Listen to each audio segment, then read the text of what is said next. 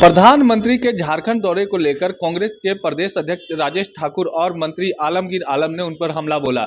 उन्होंने कहा कि बाबूलाल मरांडी को किस हैसियत के तहत मंच दिया गया, साथ ही साथ कई योजनाओं को लेकर जो वादे किए गए वो पूरा नहीं करने का भी आरोप लगाया। क्या कुछ उन्होंने आरोप लगाया, आइए आपको सुनाते हैं। सबसे पहले भगवान बिरसा मुंडा जी के चरण में नमन करता हूं और झारखंड की धरती पर आए हुए प्रधानमंत्री जी का स्वागत करता हूं। कल से स्वागत का सिलसिला जारी है और प्रधानमंत्री जी इस बात को शायद समझ नहीं पाए कि झारखंड के लोग हमारा स्वागत कर रहे हैं इस नाते कि वो देश के प्रधानमंत्री हैं, ना कि इस नाते कि वो भारतीय जनता पार्टी के नेता हैं। आज जो भगवान बिरसा मुंडा की जन्मस्थली पर प्रधानमंत्री जी गए हैं और जिस तरह से उस पूरे मंच का भगवाकरण किया गया है, हम ये कह सकते हैं कि आप भगवान बिरसा मुंडा को श्रद्धांजलि देने नहीं, 5 राज्यों में जो हो रहे चुनाव है उस पर राजनीति करने गए हैं। भगवान बिरसा मुंडा को शायद ये आभास नहीं रहा होगा कि जिस देश की आजादी की लड़ाई लड़ रहे हैं उसका प्रधानमंत्री हमारा इस्तेमाल इस तरीके से करेगा। आप जानते हैं कि बाबूलाल मरांडी जी जो विधानसभा में अभी भी भाजपा के सदस्य नहीं हैं, उनको बतौर भाजपा अध्यक्ष मंच पर जगह दी जाती है,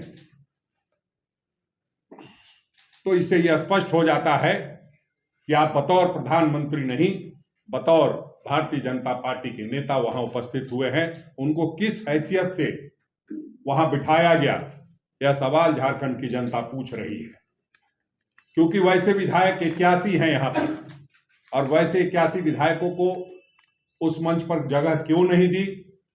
और अगर आपको जगह देनी थी तो आपको उनको भारत सरकार में कम से कम जो एसटी आयोग है, जो जनजातीय आयोग है, उसका सदस्य भी बना करके अगर वहां जगह देते तो हमें कोई आपत्ति नहीं थी। आप भगवान बिरसा मुंडा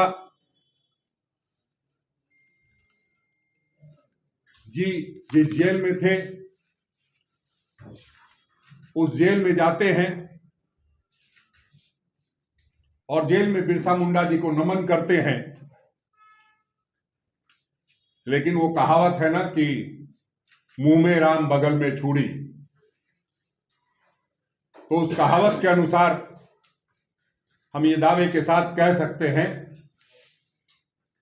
कि आप एक तरफ तो बिरसा मुंडा जी को नमन करते हैं और दूसरी तरफ जो बिरसा मुंडा को चाहने वाले, बिरसा मुंडा की राह पर चलने वाले, जल जंगल जमीन की लड़ाई लड़ने वाले राज्य के मुख्यमंत्री को जेल की सलाखों के पीछे भेजना चाहते हैं।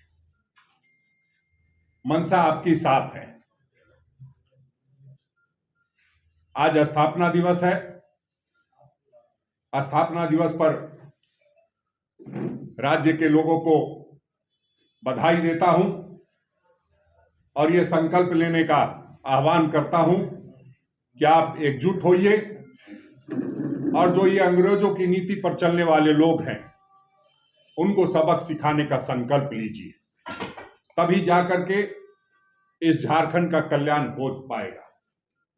मैं समझता हूं कि प्रधानमंत्री जी आज जो गए हैं भगवान बिरसा मुंडा जी के जन्मस्थली पर, तो निश्चित रूप से उन्होंने मणिपुर के बहनों के साथ जो दुराचार हुआ, जो दुर्व्यवहार हुआ, उसके लिए माफी मांगी होगी जो डबल इंजन की सरकार बनी थी, उसमें जो CNT SPT एक्ट को छीन करके अपने पूंजीपति मित्रों को जमीन देने का षड्यंत्र रचा था, जिसमें वो नाकाम हुए थे,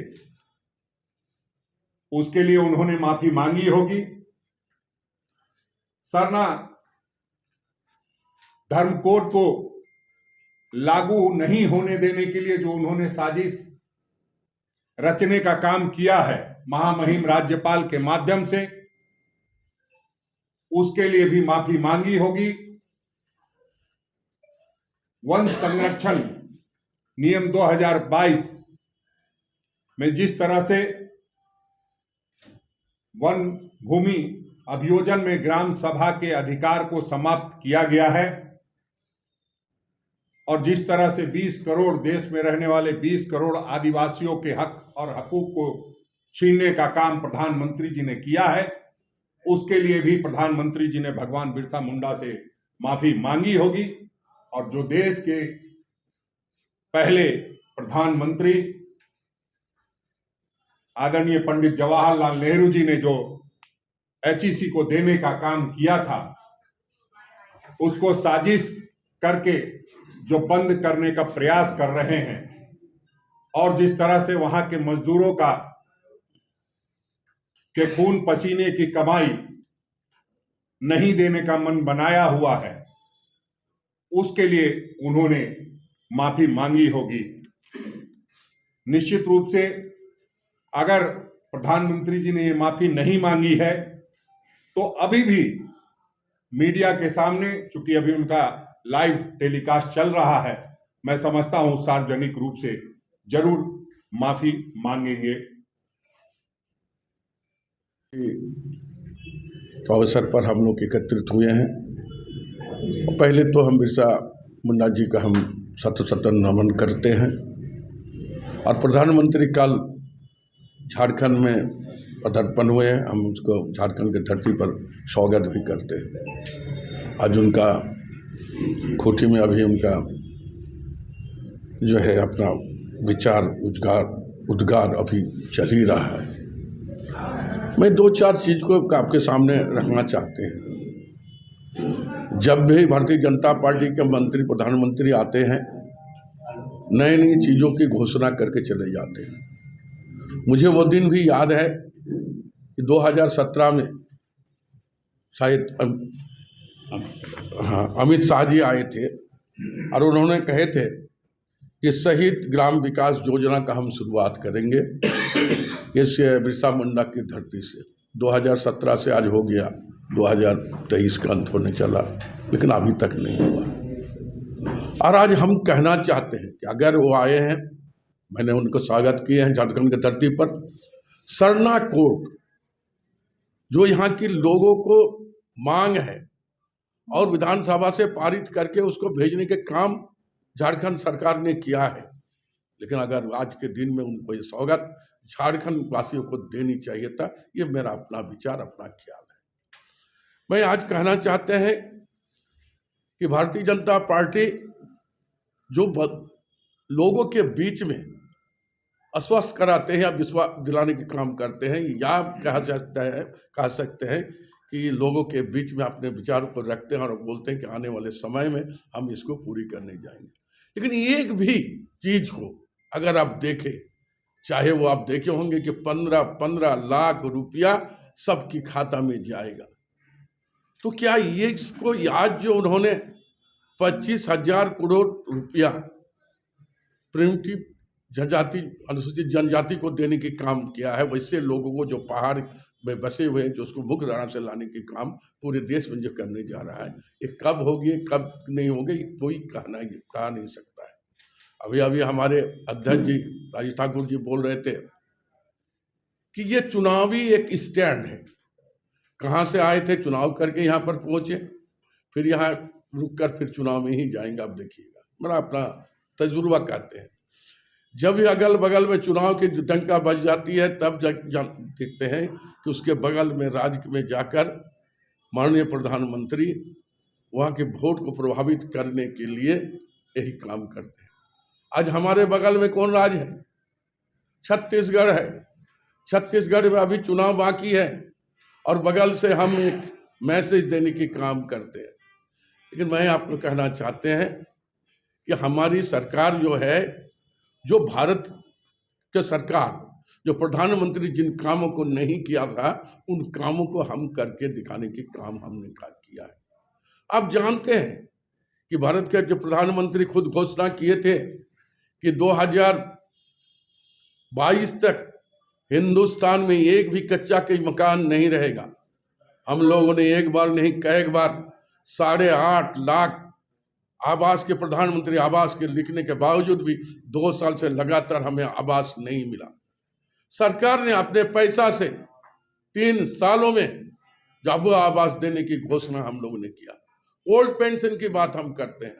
अब ओल्ड पेंशन घोषणा की बात भारतीय जनता पार्टी की सरकार कहीं भी नहीं किया है। अगर किया है तो गठबंधन की सरकार किया है, कांग्रेस पार्टी की सरकार किया, चाहे छत्तीसगढ़ देखिए, चाहे आप राजस्थान देखिए, चाहे आप झारखंड को देखें कि ओल्ड पेंशन हम देंगे।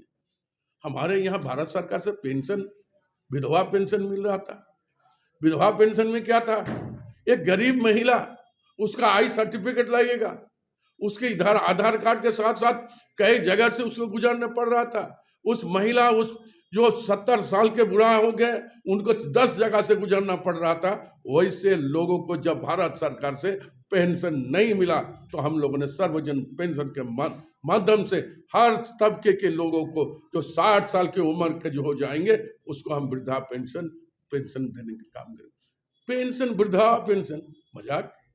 विधवा पेंशन का कोई उम्र होता है विधवा होने का?